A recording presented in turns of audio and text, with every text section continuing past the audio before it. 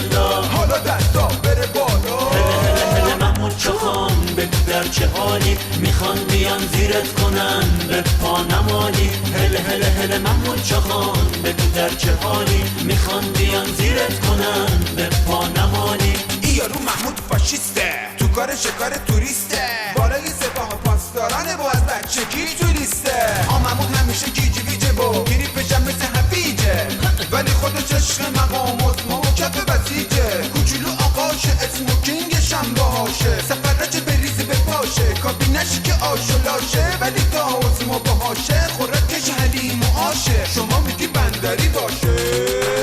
محمودن ترین چقدر پکرین میزنم مثل بوز ملق بزنی محمودن ترین چقدر پکرین میزنم مثل بوز ملق بزنی این انتری ریش داره پولای نفت و میشماره سپاه گاه میشناره برو بیای تو پیش داره هله محمود چخان بگو در چه حالی میخوان بیان زیرت کنن به پا نمالی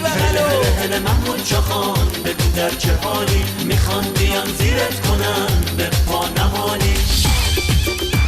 و میریم انشالله در 35,000 کیلومتر قرار میگیریم چند تا ماهواره از بالا.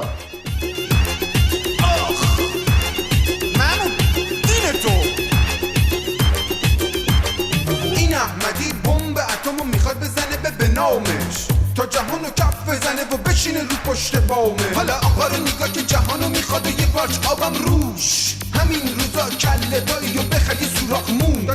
دارن میان سوتت کنن مثل تو پلاستیکی شوتت کنن و در خونتون بایسی و هی جیغ بزنی رو مخت را بری از ترس ریشه دو تیغ بزنی